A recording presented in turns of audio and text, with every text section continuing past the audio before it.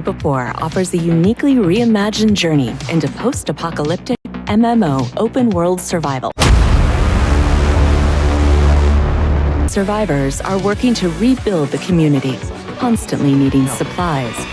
And remember, dangers are everywhere here, ranging from the vicious infected to other players.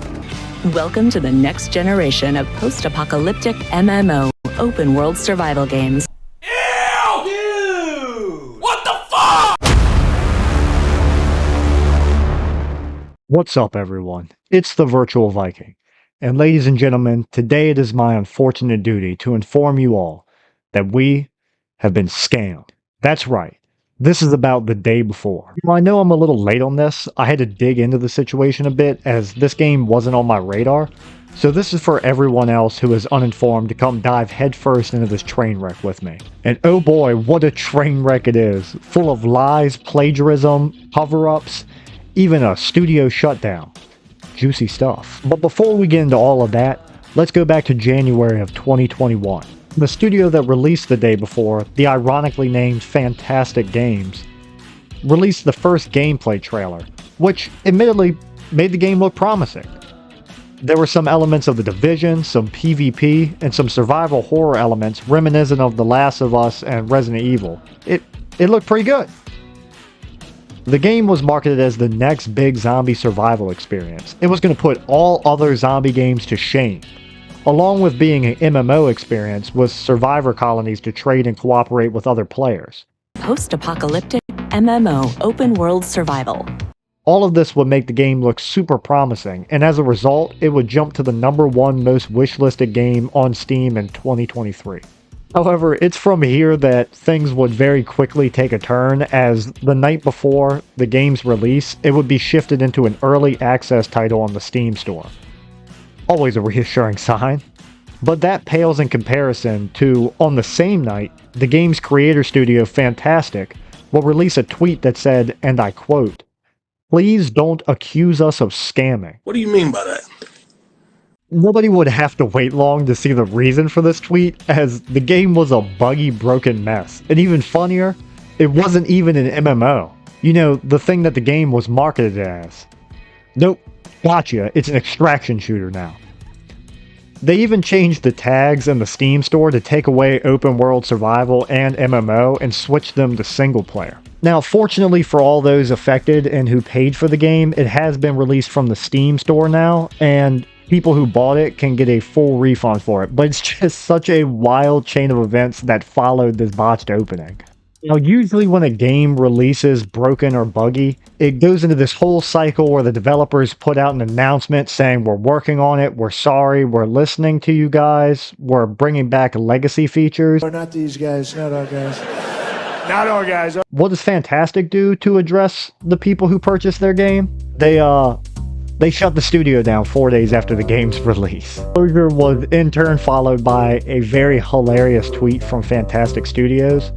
It reads, "Today we announced the closure of Fantastic Studio. Unfortunately, the day before has failed financially."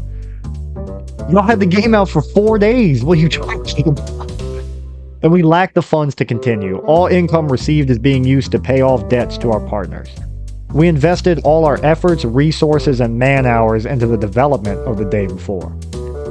My biggest thing with this is, especially, they're a new game studio.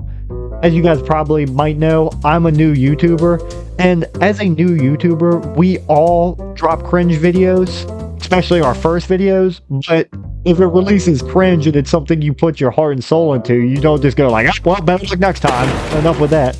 No. You keep it going. It's like, this is very clearly a rug pull attempt from Fantastic Studios to try to take money and run. But they also said in this tweet that they didn't take any money, even though the game cost $40 when it came out.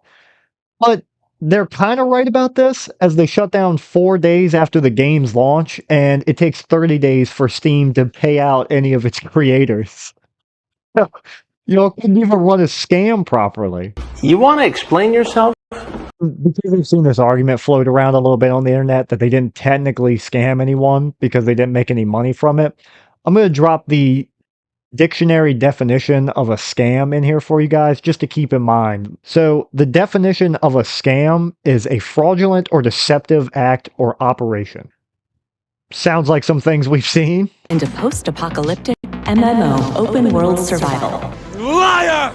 To clear that up, let's get more back into the shenanigans. Along with this, they also deleted their YouTube channel, but thanks to the Wayback Machine, I was still able to find their official announcement trailer, which I also want to get into because we probably should have known something was fishy from this trailer, because just listen to this. The world of The Day Before is teeming with hungry hordes of bloodthirsty infected, ready to tear you to pieces.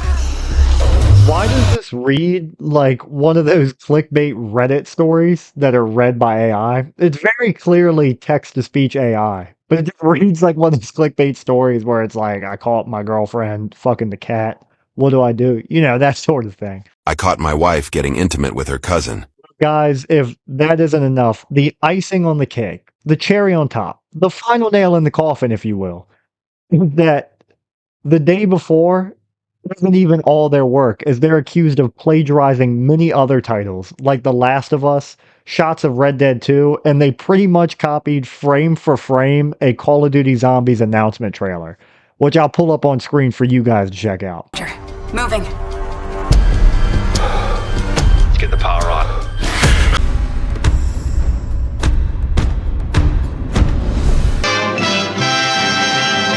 One of those things that it's a moment in history that I don't think we'll ever see a game go this shitty again. But if we do, I hope it's mildly as entertaining as The Day Before has been for all of us. And if you did buy this game, please know I'm not shitting on you. This would have tricked me as well. The game did look very promising from the announcement trailers.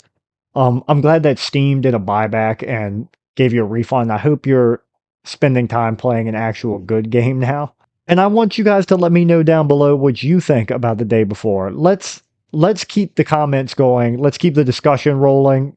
Is there anything I missed? Let me know down there. But unfortunately, that's all I have for today. And if you guys enjoyed, consider hitting that like and subscribe. Help me out. Check out some more of my stuff. But that's all for today. And remember, guys, I'm the Virtual Viking, and I am out.